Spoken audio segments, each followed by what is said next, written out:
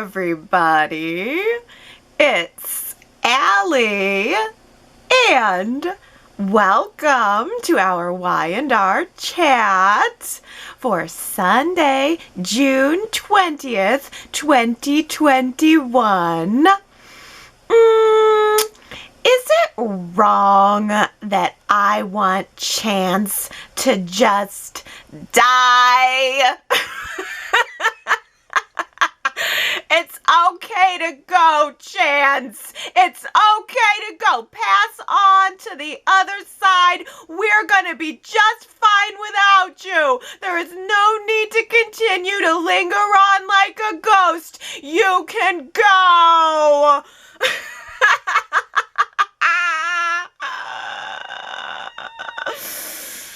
I like the character, but I just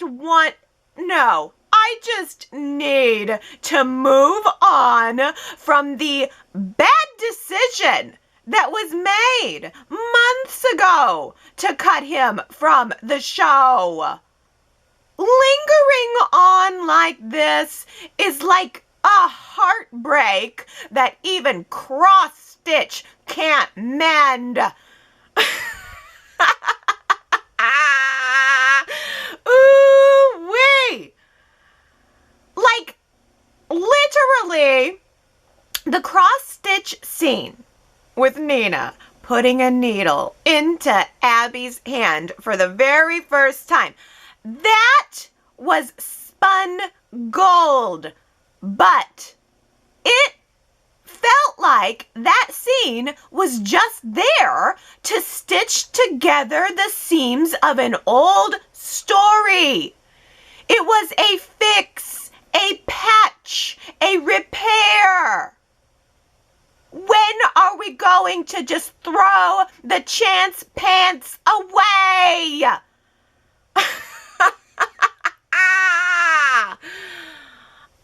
I guess we have to hold on to the Chance pants now. We have a matching sweatshirt to go with it.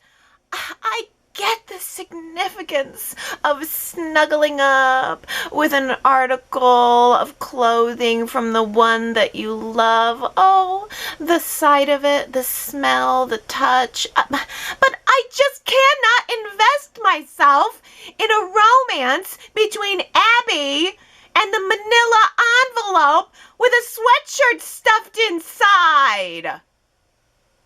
Dear Devon, give this to Abby when you think she needs it most. Wow! Ghost Chance is so thoughtful.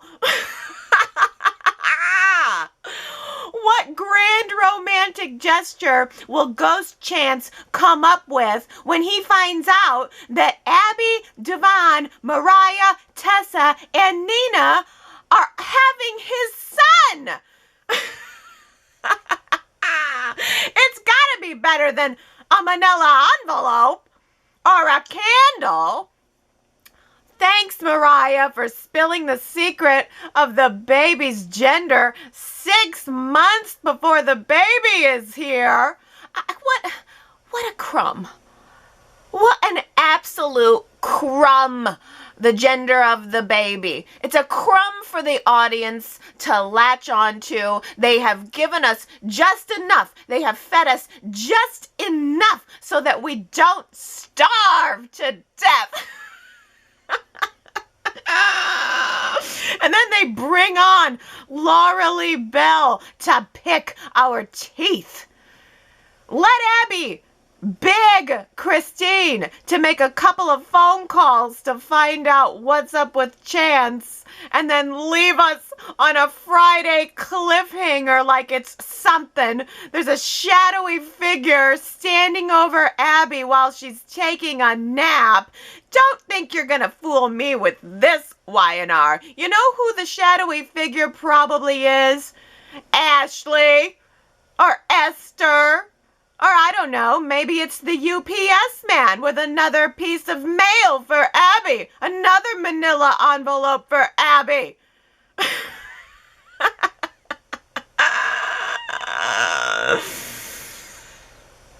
Look,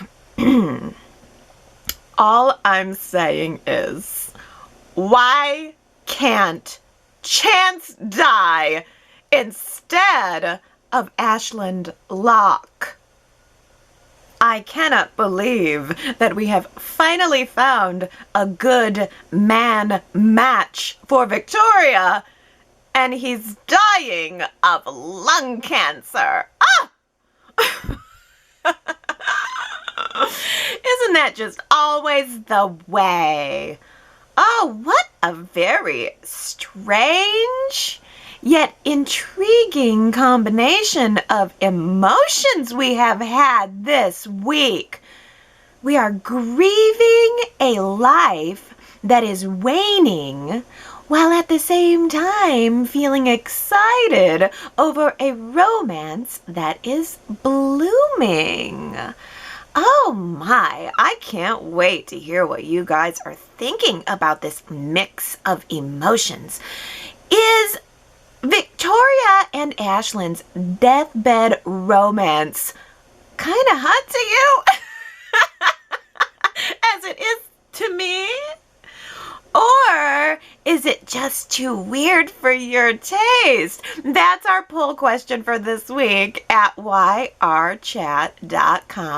Victoria and Ashlyn's deathbed romance, hot or not?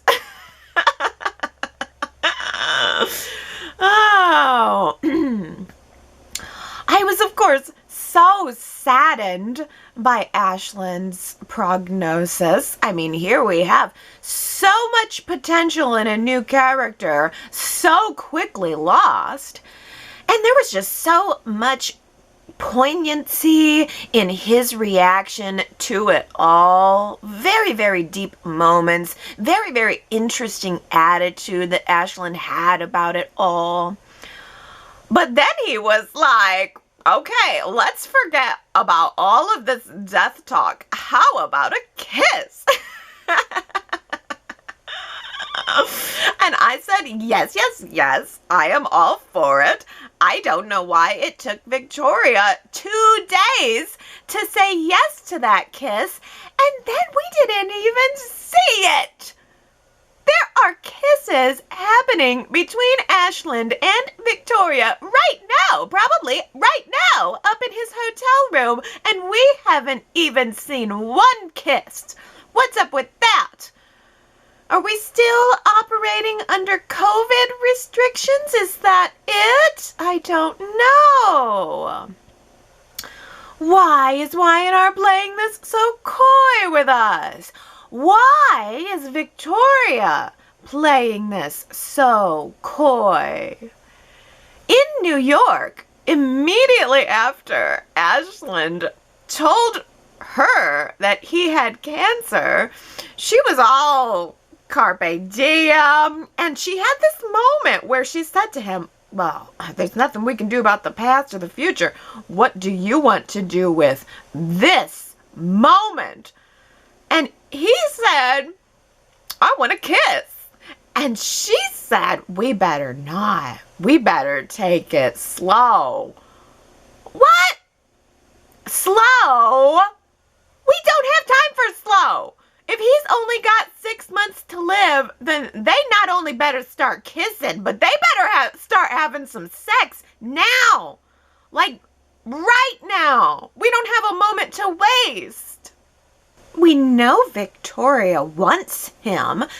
She told Nikki last week that she was having impure thoughts about him. Maybe the news of his prognosis made her pull herself back emotionally, or from whatever agenda she may or may not have or have had. That's the question right here. Does Victoria have an agenda? Victoria is being a good friend. I think she's genuinely trying to help him. I think she's being a good companion for him. I'm glad he has that. They seem to have a very mature, adult understanding between them. They have established the rules. They are together right now for as long as they both want to be. Victoria has been listening to him. She has been letting him talk through his process, sometimes with a very gallows humor about it all. But she has also been asking him some really good questions and giving him some really good things to think about. Like if he'd like to just merge his company, Loch Communications, with Newman Enterprises. Okay. Is that Victoria's, at least original, motive for wanting to spend time with him? Like maybe Victoria doesn't want to take advantage of Ashland sexually right now. She doesn't want to take advantage of a dying man right now, but it might be full steam ahead on any plans she might have. She might be perfectly okay with taking advantage of a weakness of his in business. That's a different issue altogether. There seems to be an understanding between them that business is business. No holds barred. Oh, see, but I don't know how that's going to go over. A merger of Newman Enterprises and Loch Communications. What would we call that?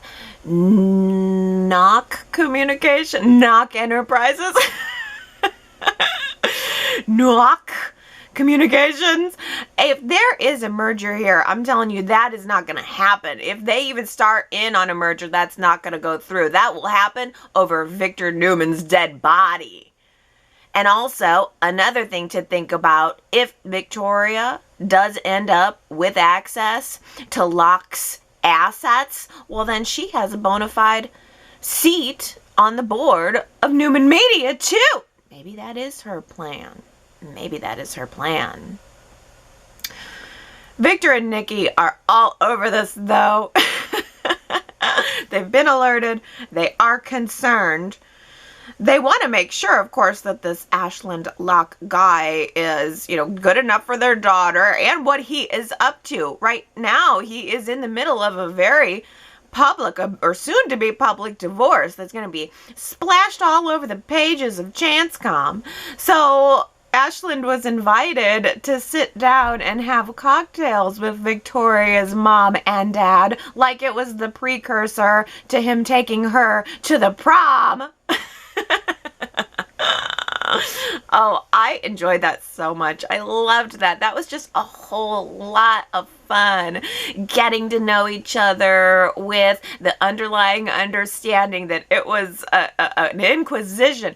Victor and Nikki were trying so hard to be casual enough, but they were definitely putting the screws to Ashland. And privately, Victor told Nikki that he is going to find out what is really going on here. Oh boy, it's been really fun to see Ashlyn's reaction to all of this too. Like, he doesn't seem to mind the Inquisition. He seems to kind of like it. He's got nothing to lose at this point, so he seems to be in for the ride. And boy, is he going through an awful lot of work to, I don't know, get the girl? Well, I mean, when he's gonna lose his life in 6 months? But here's me again. I have a suspicious nature. I'm waiting for the twist that never comes. Is there any chance that Ashland is going to have a miracle recovery? Or, better yet, is there any chance that he's lying? Is there any chance that he's faking all of this? Because, okay, hear me out. I'm just saying, we have been built up on the idea of Ashland, the Loch Ness monster, well before he ever even came to Genoa City. And he has yet to do anything that lives up to even a fraction of that hype. The only thing that Ashland did that even comes close to being monstrous is if he did ambush Jabot, and I'm not convinced that that was him completely, and because he didn't even know what the heck Jack was talking about when Jack brought it up. So far, all Ashland has really done is sell a company, have a heart attack, and get screwed over by his wife. I feel like we haven't even met the Loch Ness Monster. We've only met Ashlyn Locke, the little pussycat. So you're going to have to forgive me. I am going to be waiting for a twist on his character until the day he dies. Billy absolutely cannot help himself from warning Victoria every other scene about Ashland. Every chance he gets, he's got to give her these warnings, these veiled warnings. And I will say, although my instinct is to want to tell Billy to just back off, I somehow fear that he is going to end up being right. I somehow fear that his pursuit of the Loch story for Chancecom is going to lead him to some information that's going to prove him right. Otherwise, it just makes Billy look jealous. And that's not good for his relationship with Lily, and that's not good for the new little family he's building with Lily.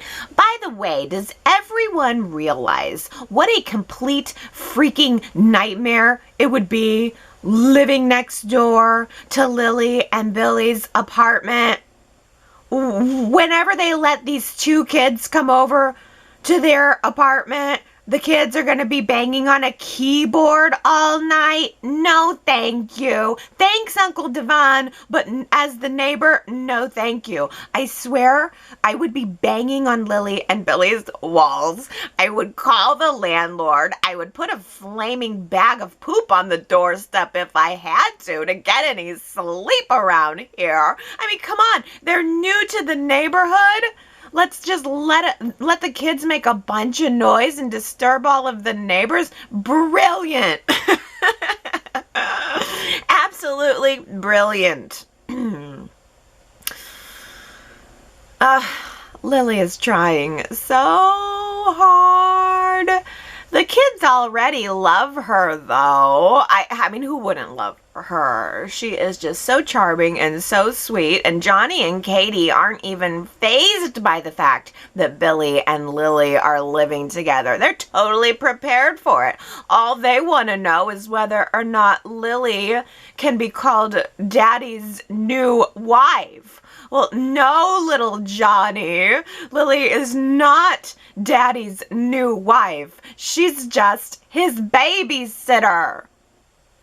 Sally Spectra made it her mission to not give up on Tara, and it worked.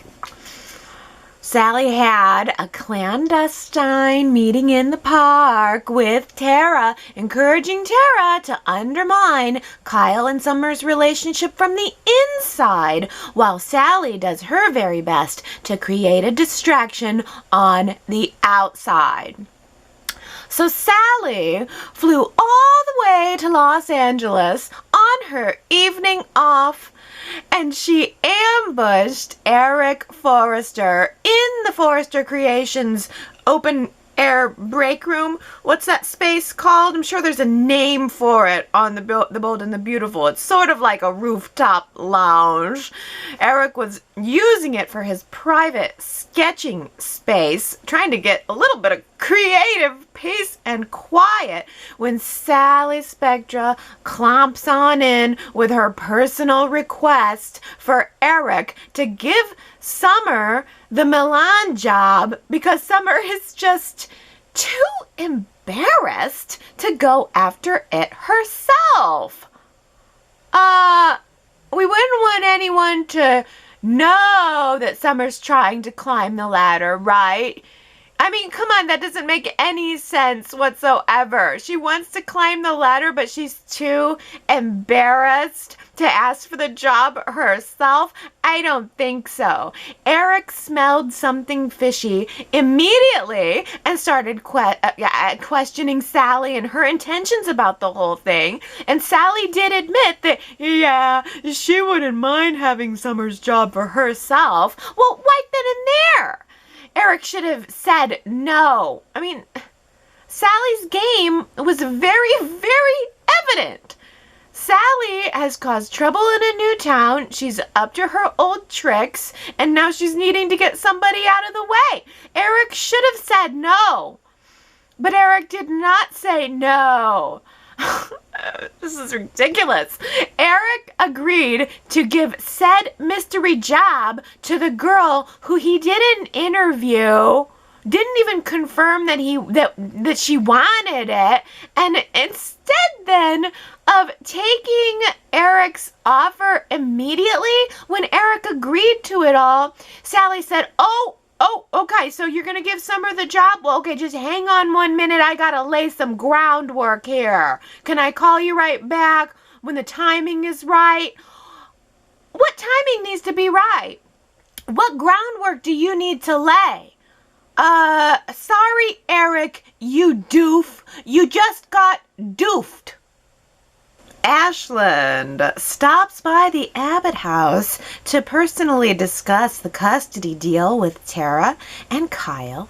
Then, in the midst of their conversation, Ashland decides to tell Tara that he is dying and that he has 6 months to live. And by the way, he changed his will, so if she is even thinking about killing him to get his money, she can just forget it. I mean, there is just so much suspicion being thrown up around Tara everywhere. How could we not follow it all? How could we not be suspicious of her?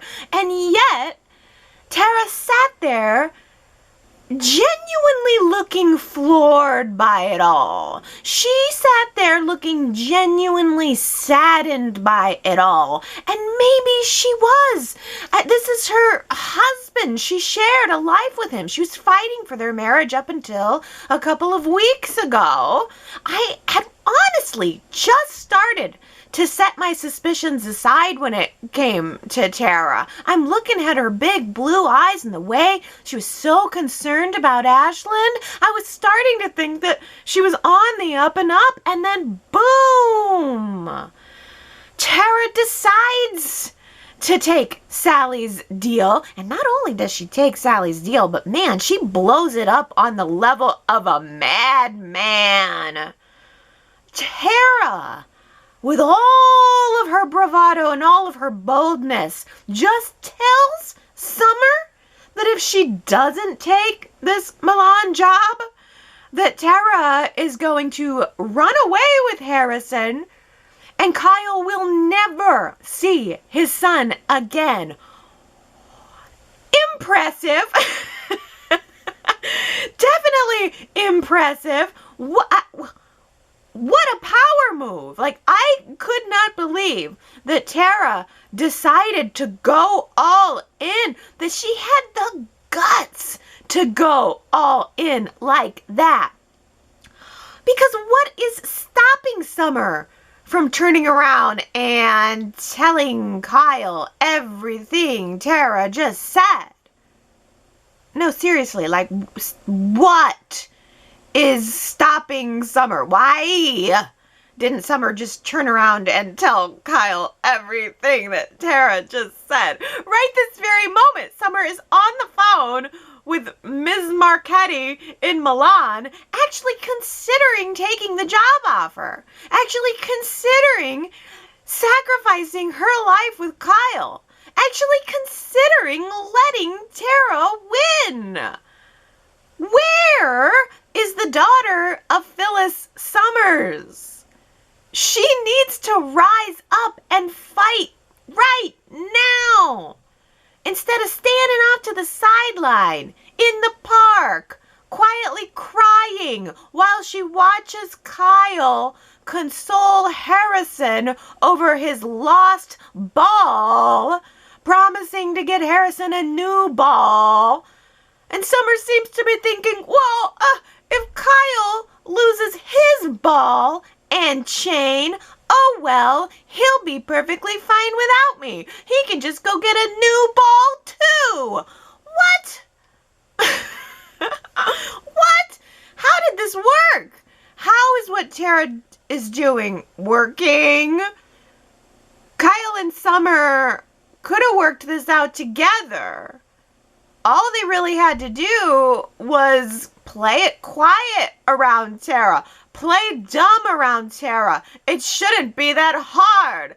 Make it look like Summer is leaving town and Tara's plan worked, and then bring down the hammer on Tara, file for full custody of Harrison, and send Tara off to the loony bin. I feel like Tara's motive just came out of the woodwork and out of nowhere this week. I haven't gotten the sense that she's pining for Kyle all that much. And now she's willing to just make this incredibly risky power move to get him? What does Tara even see in Kyle anyway? How could she go from the sexy, sophisticated Ashland loch to the pretty boy Kyle? I don't know. There's something about this that just makes me think that Kyle is only a mark.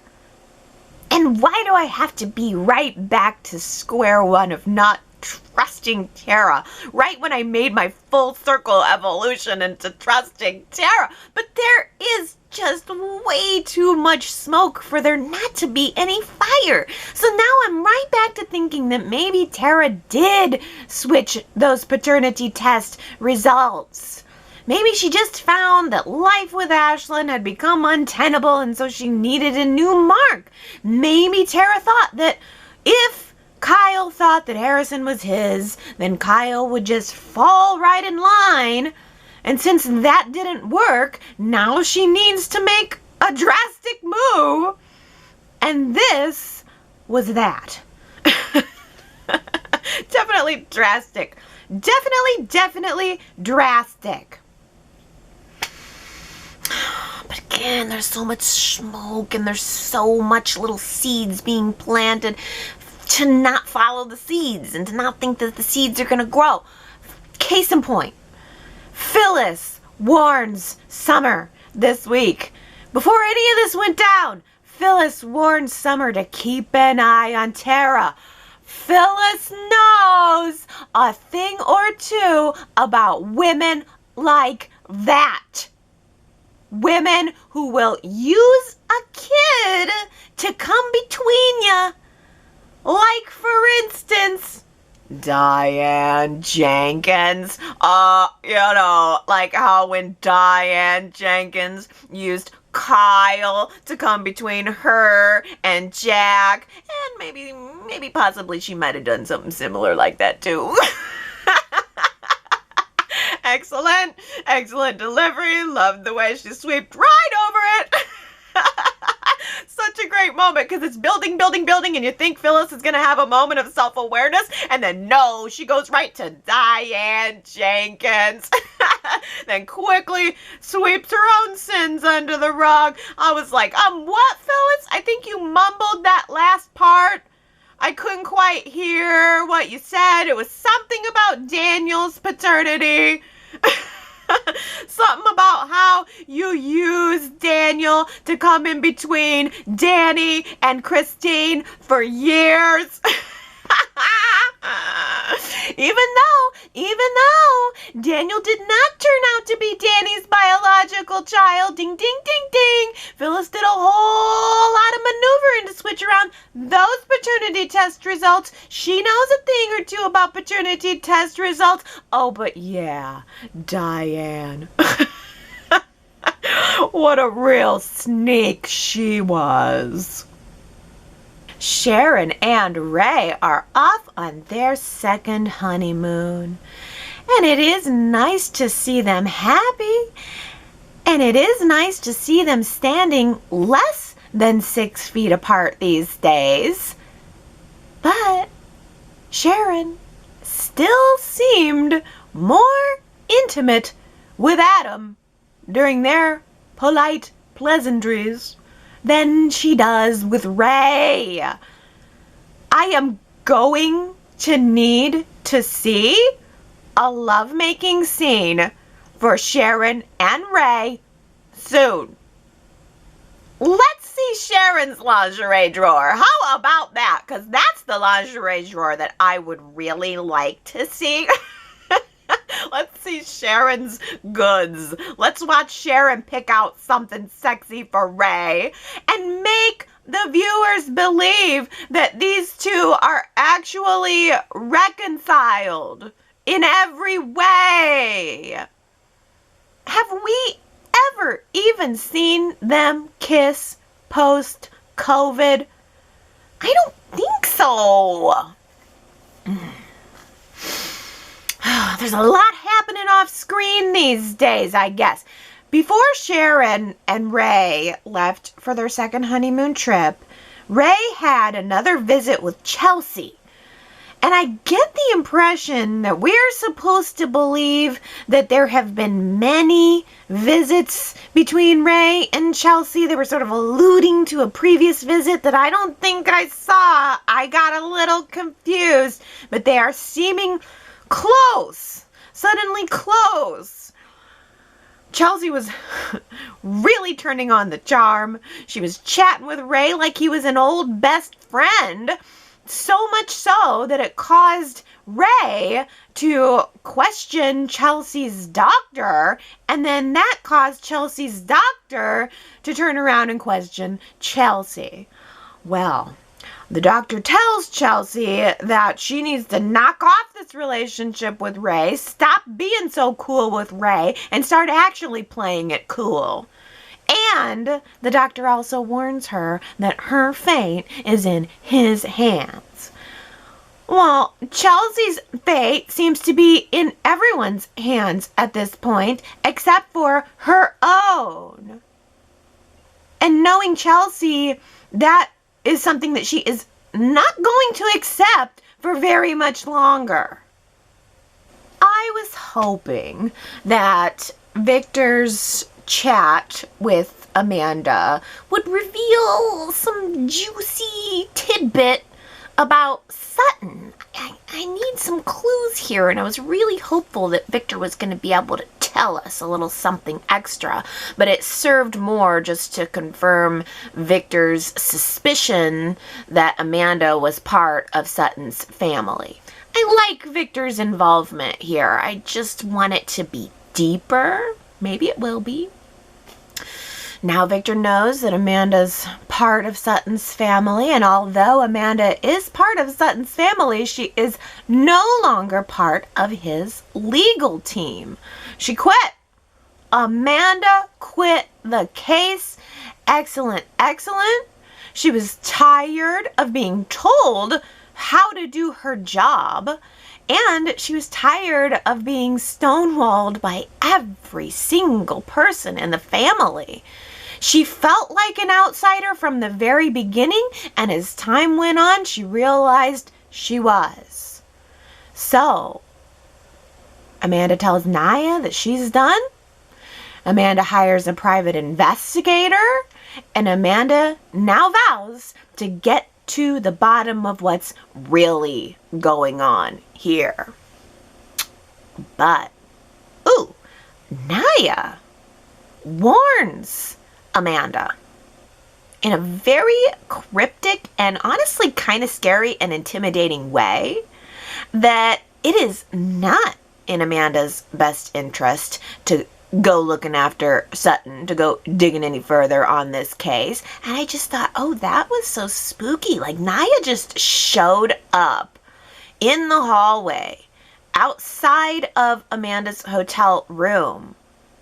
And the look that I saw on Naya's face seemed different than I've seen before. And I thought to myself, wow, I think I might be seeing a different side of Naya creeping to the surface here. Like, goodbye political correctness and hello Sutton family tactics.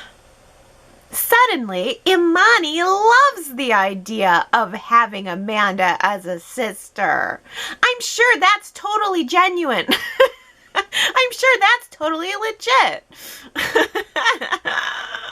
Has nothing to do with her just wanting to get closer to Amanda to find out what she knows.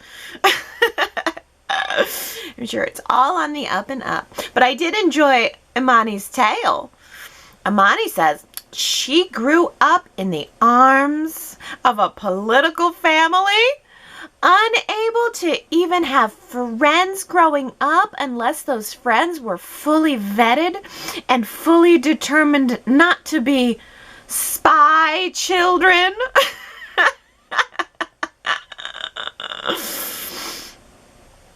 I laughed when Amanda said, I grew up bouncing between foster homes, so forgive me if I can't shed a tear for you.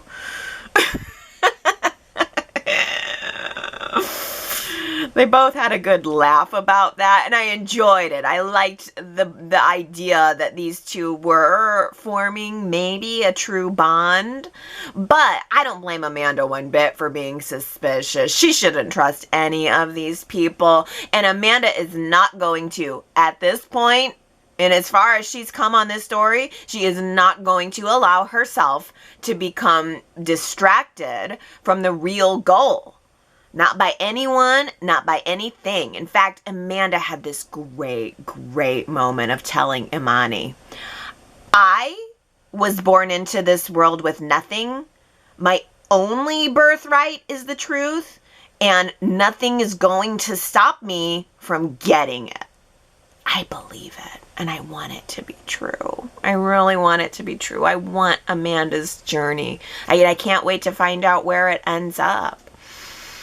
And I also can't wait to find out where the relationship with Amanda and Imani lands at the end of this. Maybe Imani is being completely honest. Imani certainly did feel rejected by Amanda, or at least she seemed to. She threw a little fit when Amanda didn't exactly jump at the gesture of friendship and sisterhood. And in that moment, I really got the sense that Imani is not used to being told no. I don't think any of these people are really used to being told no. I don't think any of Amanda's family members are really used to being challenged, and that's what she's there to do. The fact that Imani had her little public fit and even lashed out at Devon, who just happened into the hotel lobby after Amanda left, Imani was saying, I don't know what you see in that woman or her sister, just out of the blue, jumped on Devon, an innocent bystander, and Devon said, whoa, lady, you don't know me, and you certainly didn't know my dead wife. Man, Imani. I'm going to tell you right now, if Imani doesn't change her attitude and watch her tone, Devon is not going to sleep with her someday.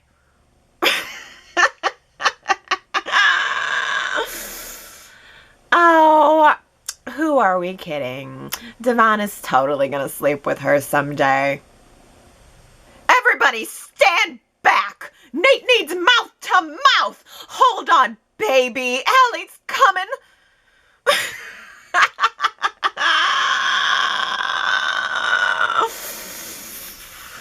Nate was having an allergy attack. He was going into anaphylactic shock. Mama's coming. I was ready to bust through my screen to save his life. I would have knocked over all the tables and chairs. I would have knocked over Moses, Elena, the waiters, my own daughter. I would have rushed up to that table, taken all of Nate's clothes off, just in case. He can't breathe, you guys. I better get the clothes off so he can breathe.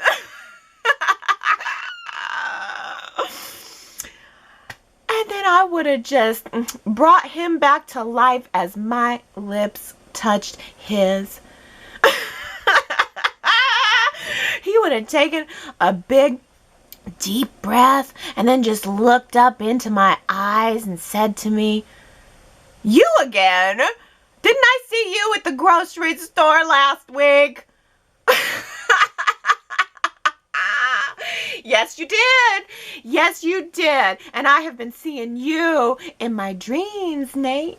I mean, my God, have you ever seen anybody look so beautiful during a medical emergency? He was all laid out on that hot pink couch at Society with the black and white pillows all around him, looking like an angel, looking like a dead angel.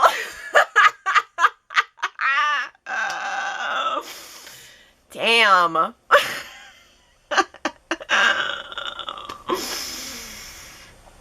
He didn't know he was allergic to crab cakes. It wasn't even his fault. I blame the restaurant. It's really gone downhill since Lola left.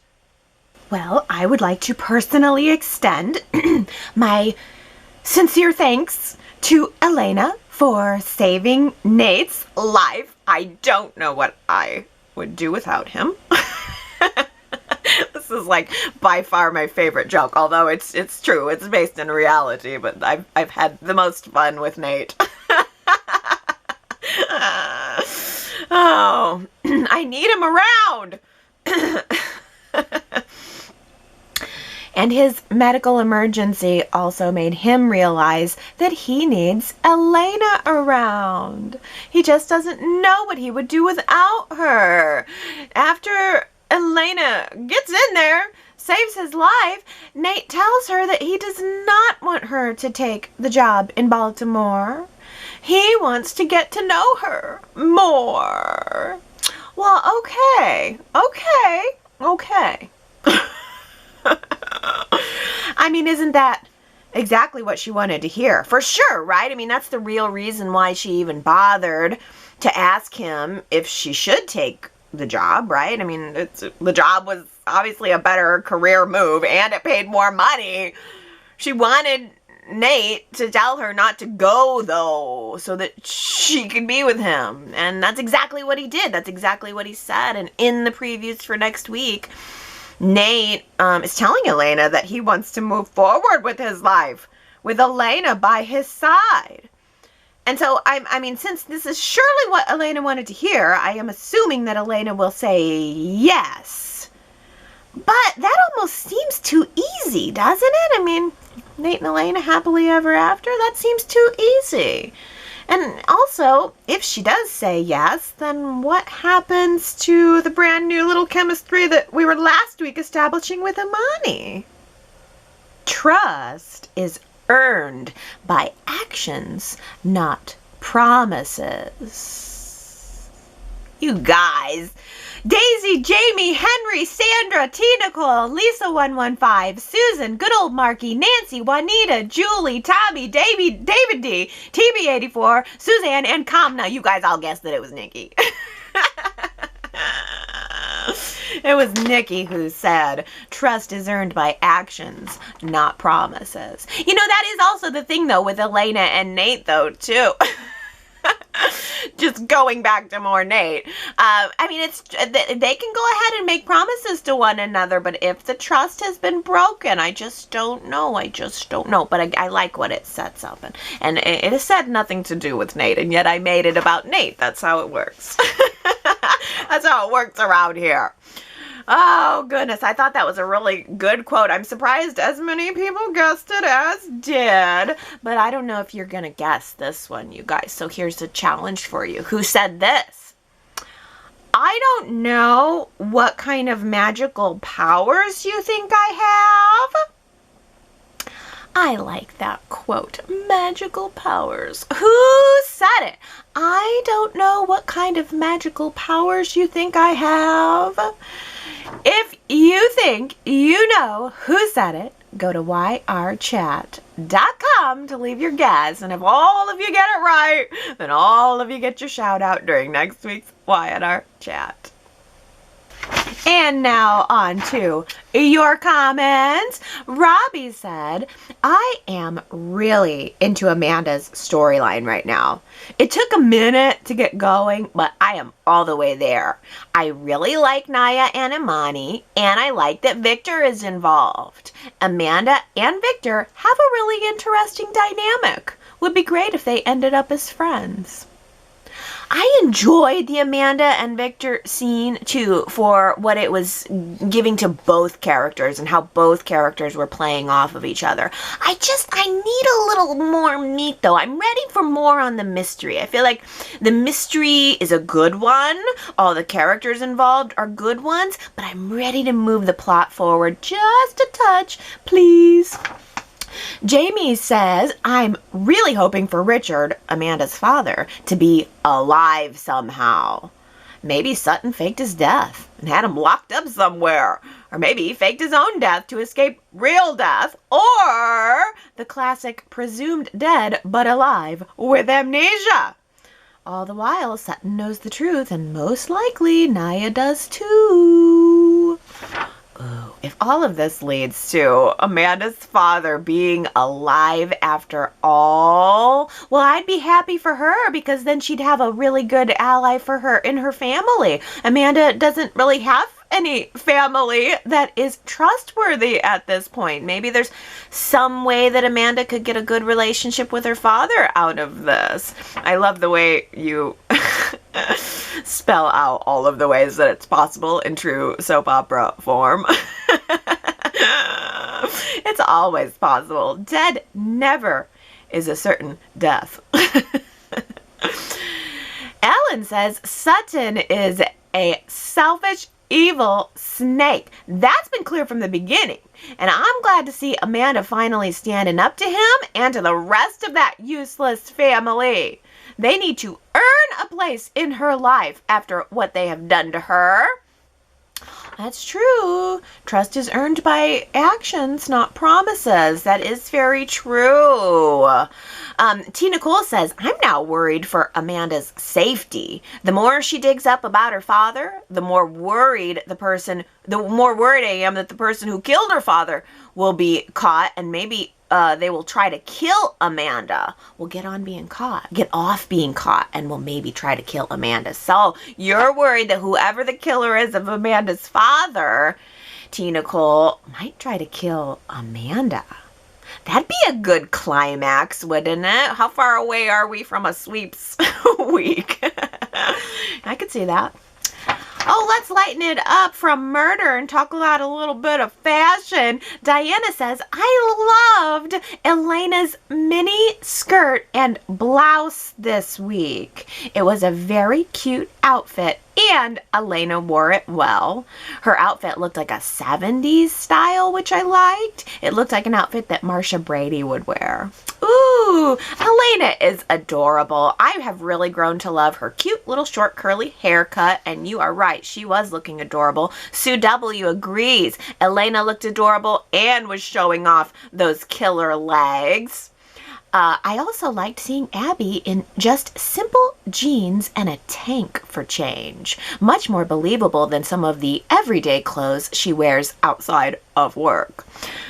Sue W., yeah, the jeans and the tank top were really glaring to me. We never see characters in jeans, let alone jeans and a tank top. I was totally floored visually to see Abby dressed so casually, but then I realized she was in jeans and a tank top because she was about to be pairing it with a gray sweatshirt.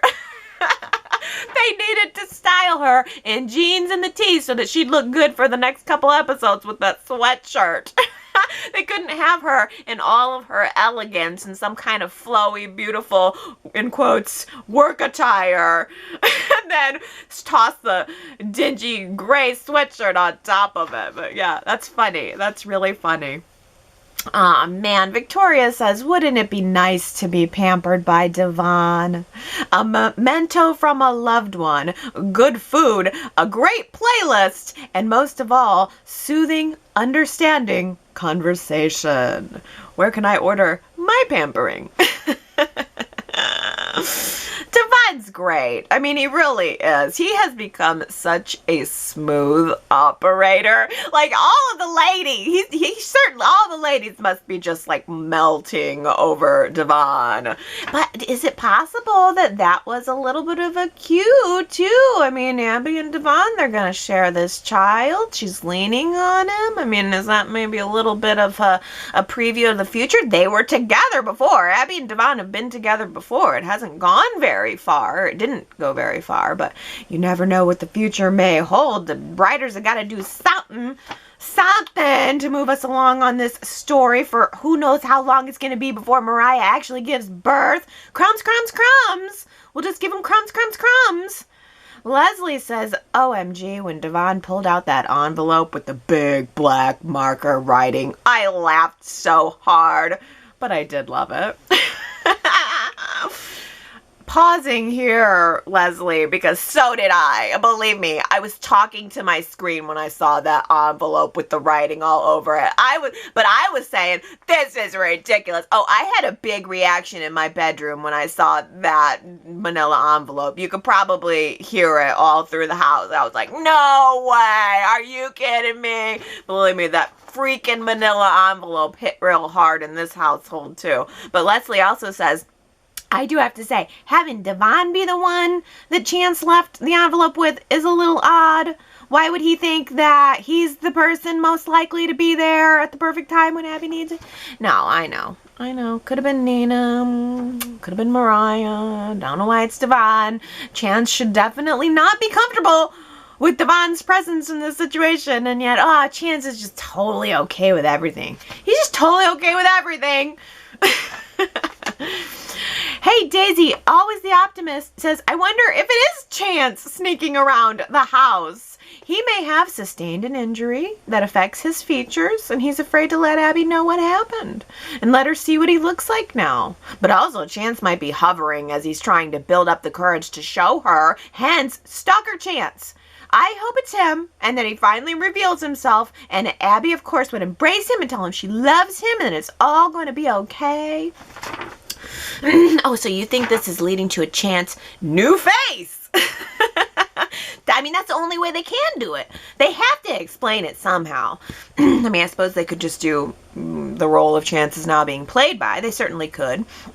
But, I mean, I haven't heard any casting updates on this whatsoever. If they just go back and make it Justin Gaston now, that is a total obvious red flag. I mean, it's the most obvious thing they could possibly do. It explains everything about what happened to Chance if Justin Gaston comes back. And if it's not Justin Gaston, they would have had to put out a casting call. And I haven't seen any rumors about Chance being recast or coming back. So to me, the shadowy figure is just a total figment of our imaginations. Another little crumb for us to hold on to. But I wish you were right, Daisy. Man, I mean, I wish next week this was all leading to just Chance coming back and we continue on with where the drama of the baby and all of the people involved is going to be. Like, you can't make Chance this big of a presence in the story without having Chance in the story.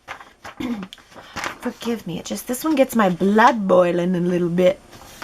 I'd love for Chance to come back. Y&R viewer says, I have a feeling that Noah will come back to Y&R. Since he's thinking about working at Newman Media, it would be great to see an old character come back and be involved with the current stories.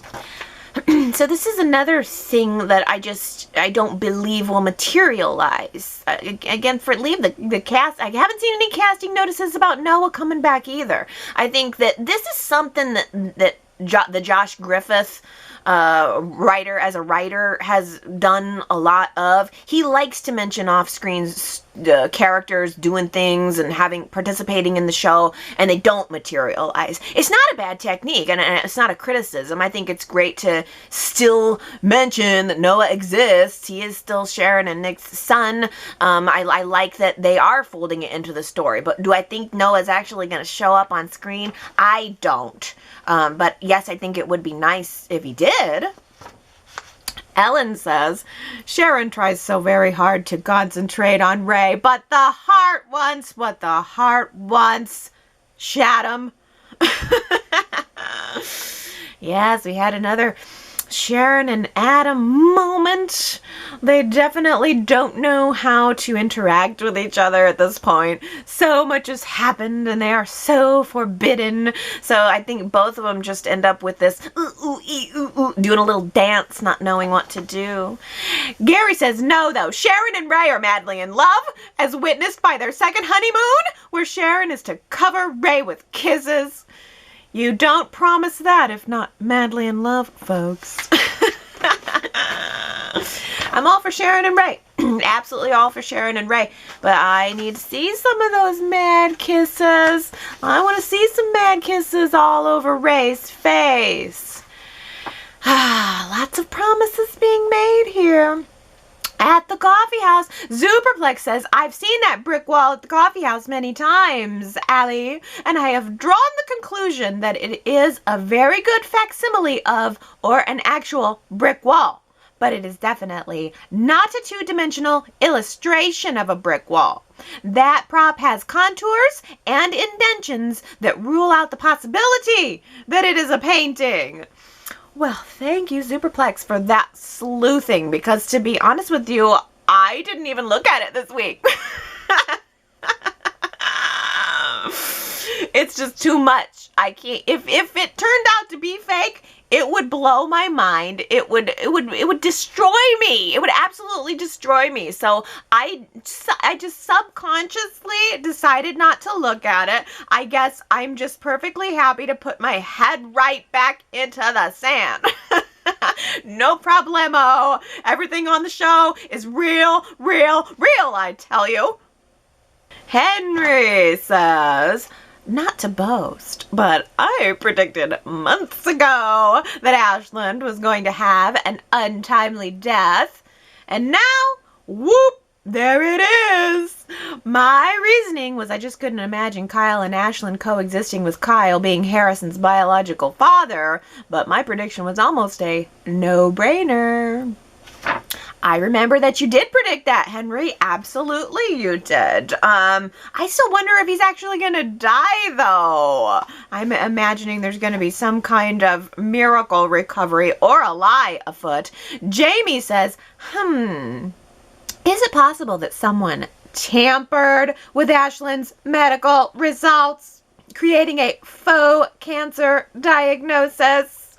Tara would be the easy likely candidate, but her mysterious, estranged brother may have a reason to meddle as well. Perhaps they aren't distant after all. Though I may be hunting for a twist simply because I really like the character of Ashland.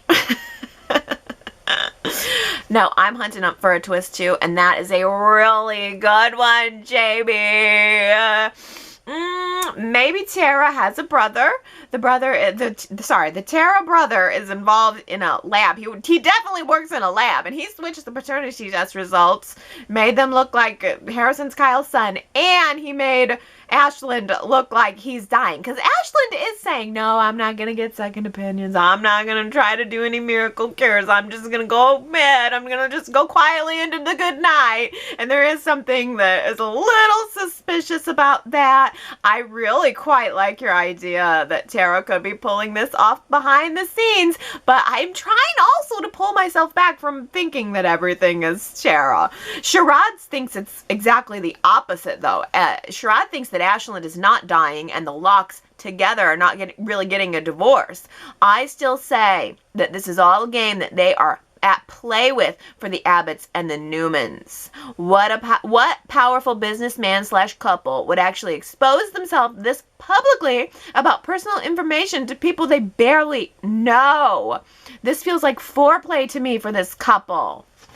Oh, so Sherrod still strong in that prediction that Ashlyn and Tara are in it together. Kamna says Victoria may think she's playing Loch, but I'm wondering if Loch is playing them all. The way he's handling his illness, being so forthright about it, joking, doesn't seem in line with his reputation. Something is off. Whatever it is, I hope the two truly fall madly in love. They make a great pair. I know, I'm really feeling the pairing of Victoria and Ashland. I don't want him to be dying. And if he were playing them all, I don't know that Victoria would forgive that. Superplex says Victoria is so going to delve headfirst into pity sex with the foregone Ashland and end up pregnant. Ooh, well, Ashland does need a new heir. Harrison can't get all the money. You think Victoria's going to end up pregnant?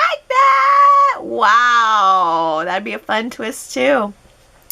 Victoria says, what fun today, seeing Nikki and Victor working both Victoria and Ashland. I loved Ashland's sense of humor and willingness to go along with meeting Mommy and Daddy. Victoria should have told Ashland of Victor's favorite drink that it's tequila. Bringing Victor a bow-wrapped bottle of tequila and Nikki a musical score of Nadia's theme would have gone a long way.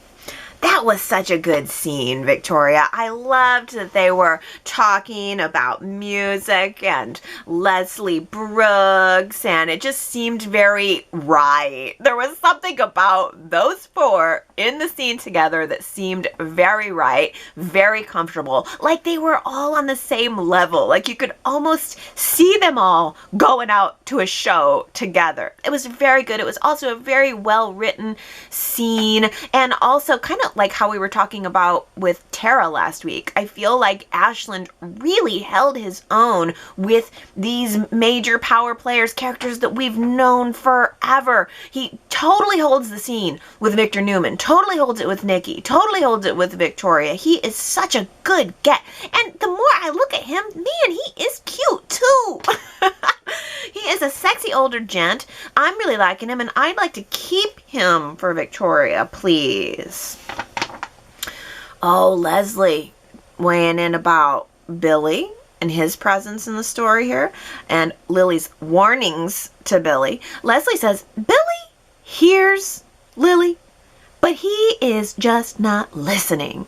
And it really shows it shows insensitivity to human nature in general. Most people shouldn't even have to spell it out the way that Lily keeps having to. In this case, it spells nothing but jealousy, because using the excuse of wanting to protect me doesn't hold up because it's out of his hands anyway. Billy's in no position to protect Victoria, and it's an insult to Victoria to imply that she needs his protection. Yeah, Leslie, yeah. It's a bad look on Billy, which is the whole reason that I think he's going to end up right. I mean, I think if we're going to have Billy every week, all week, warn Victoria about Ashland, all it's going to do is make him look jealous. All it's going to do is ruin his relationship with Lily, and I think Y&R doesn't want to do that. So in my mind, I just think that Billy's going to end up being justified, that he's going to find out something about Loch. He's pursuing, in quotes, the Loch story. He's the reporter here. He's the guy that's doing the investigating. There's got to be something to uncover. I think Billy's going to be the one to uncover it. I think he's going to hand that information to Victoria, and it's going to be quite a bomb.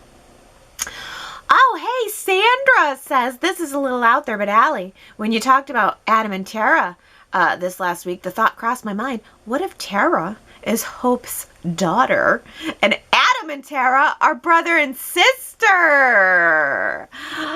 That's fun. Adam needs a sibling that's on his level. Like, he's got Victoria and Nick and Abby, and they're all half siblings, but it's just, he needs someone that's maybe on the dark side. Isn't that, what if Hope's children are just all dark?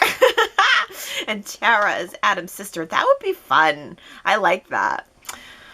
Oh, Victoria says Summer is in quite a dilemma. Right now, she is acting from her emotions and not channeling her devious nature.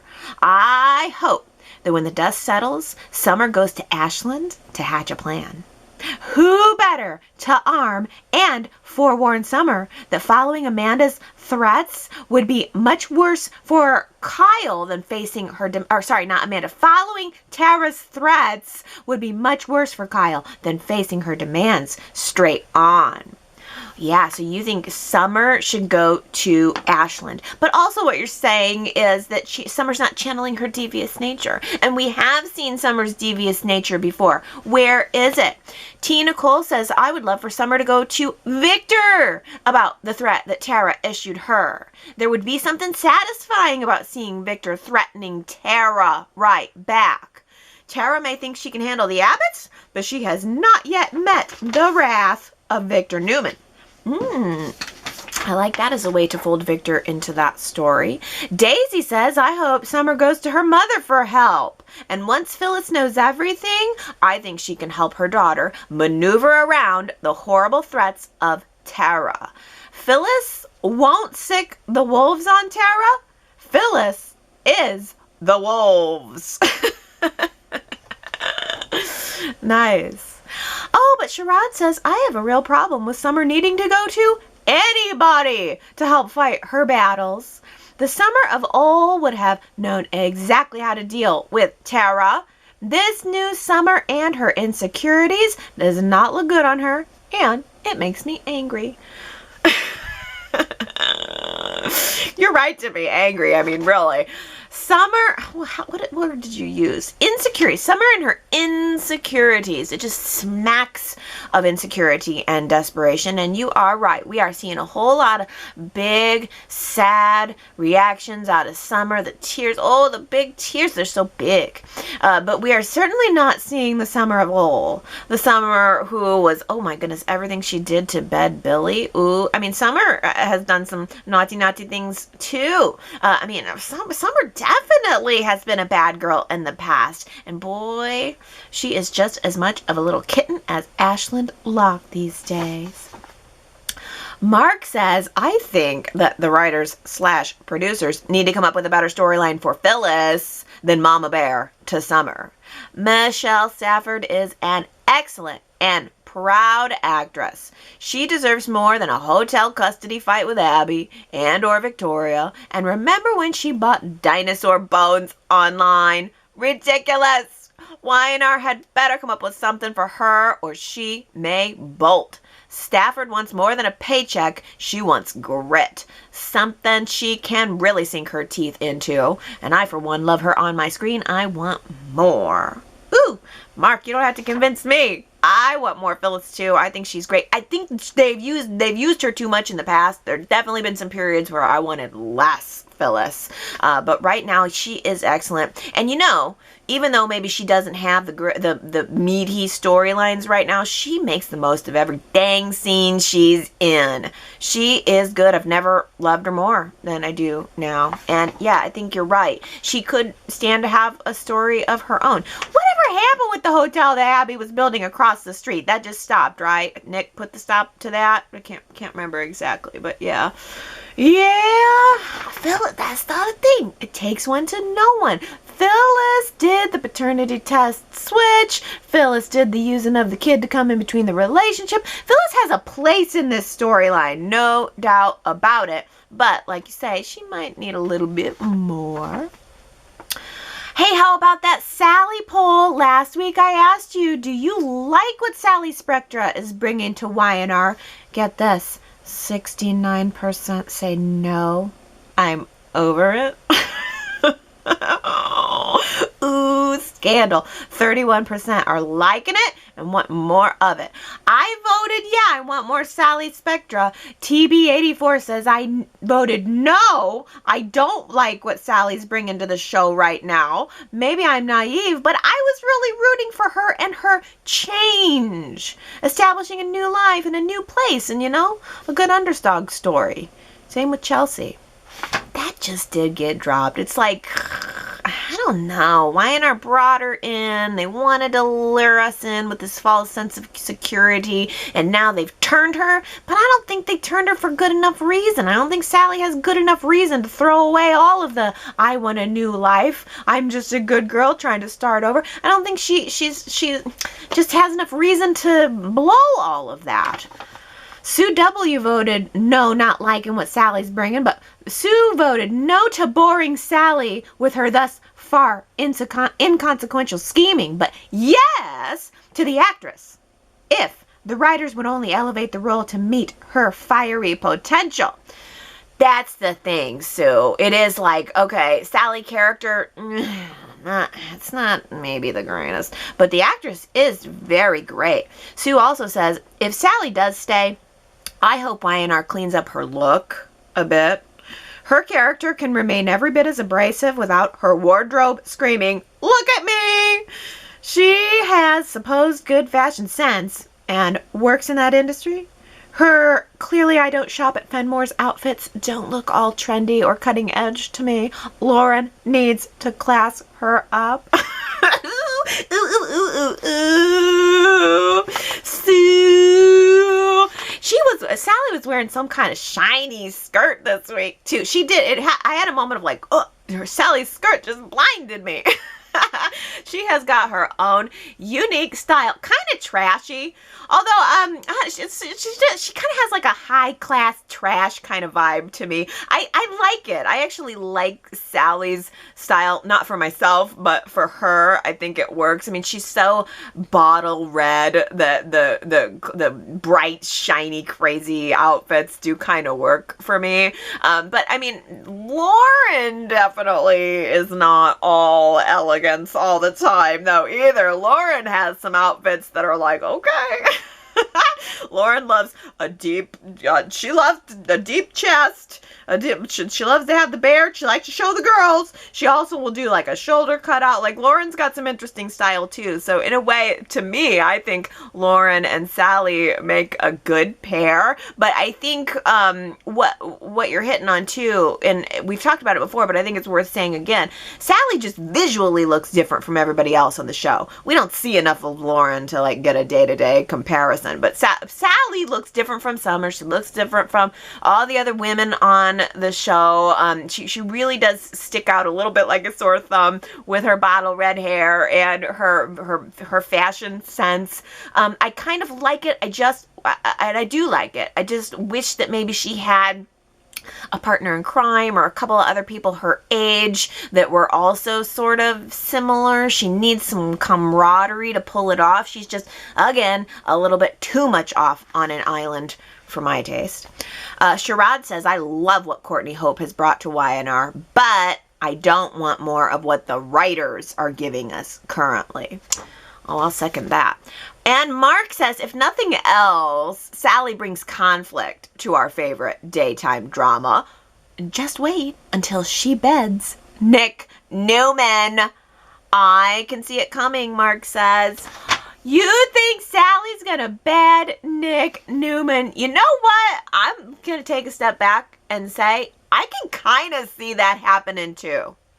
I can kind of see Sally and Nick hooking up. Maybe not right away, but a little bit down the road. Because little by little, we have definitely seen less intimacy between Phyllis and Nick. Maybe even a couple of little hairline cracks. So, Sally and Nick, not gonna lie, that could be kind of hot. Yeah.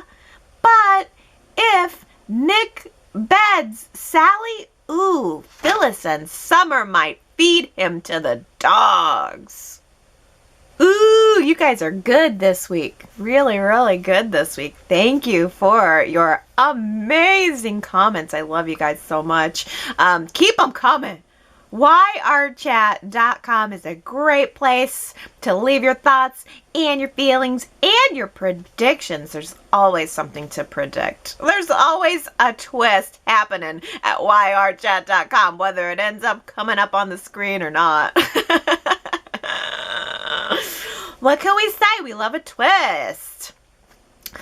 Okay, everybody, that just about does it for me. I hope the guys out there have a very happy Father's Day. I'm gonna hit the kitchen. You know I am. I decided to turn my pretzel hamburger bun recipe into just some pretzel bites, just some little nugs, like I don't know, maybe 1-2 inches around, just a little pretzel bite with some butter and some salt. And I've made them. I made a test run of them and put some cinnamon and sugar on them too. Ooh, yum yum yum! Pretzels, yummy. So that's going out to my dad. I also made him up a good gourmet batch of Chex Mix using the cashews that he really likes and the mixed nuts that he really likes. And oh, I made a cashew butter too. My dad really likes cashews, kind of his thing. Made a cashew butter. Not sure that turned out all that well, but all of that's going in my Father's Day basket. Taking it to Dad. So happy Father's Day to the dads. Happy every day to the Y&R fans, because Y&R is good right now, and I'm hearing that comment a lot. There have definitely been some phases where everybody's complaining about the show, but more than not, recently I've been having a lot of people chiming in to say the show is good, and I agree. So come back next week, and we will chat about all the goodness. I love you guys. I hope you have a really good one, and I will see you next Sunday. Bye.